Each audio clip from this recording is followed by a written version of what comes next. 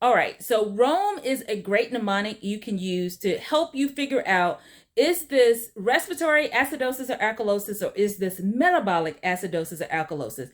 Now, we're not going to be focusing on compensation today and whether or not it's compensated or not. I'm going to talk about it briefly at the end, but we're just going to get to the nitty gritty of some of your initial problems that you may have where you're trying to just figure out, is this metabolic acidosis or alkalosis, respiratory acidosis or alkalosis?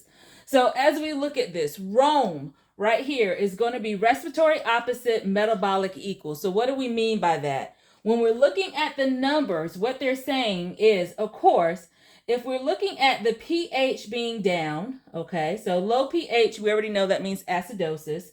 And then it says when we're looking at the CO2, because realistically, if it's respiratory, the HCO3 doesn't come into play. So if we see that the CO2 is increased, then it is respiratory acidosis. The two go together and they're opposite. This is down, this is up. Now, if it's respiratory alkalosis, then we know that the pH will be increased.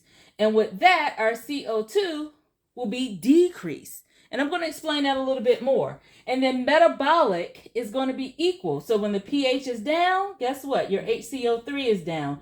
When it's going to be that it is alkalosis, we're going to see that our pH is up, and guess what? Our HCO3 is up. And I'm going to explain this a little bit more.